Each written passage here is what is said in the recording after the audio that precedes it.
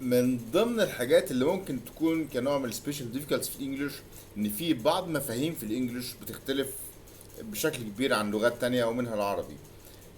يعني من ضمن المفاهيم اللي بتختلف في الانجليش عن العربي، مثلا في الفود مثلا. الفود اللي هو الطعام طبعا. في الفود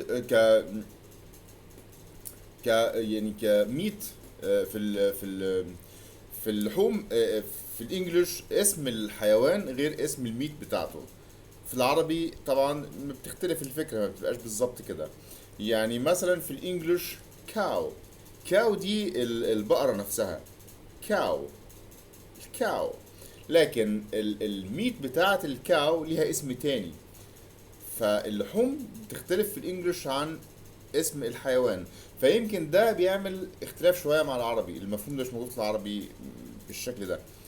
فالكاو، الميت بتاعت الكاو اسمها البيف. الميت بتاعت الكاو اسمها البيف، مش كاو. يعني لو طلبت من حد انجلش انك تشتري ميت اوف كاو مش هيفهمها، مش واضحة بالنسبة له قوي. فالميت بتاعت الكاو اسمها بيف. الميت بتاعت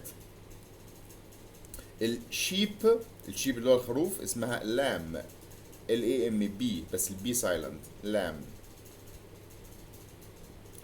الكاو لما بتبقى لسه يعني ليتل، يعني مش كاو، مش بيج كاو، نو، ليتل كاو، سمول كاو، كيد، صغيره يعني. الكاو نفسها الصغيره بتبقى اسمها كالف. دي الانيمال. الانيمال اسمه كالف. لكن الميت بتاعت الانيمال اللي هو الكالف ده اسمها الفيل. ففي الانجليش اسم الحيوان غير الميت بتاعت الحيوان ده. دي بعض اختلافات في الانجليش شويه عن العربي، فممكن لما تترجم ما تبقاش مفهومه قوي. and good luck.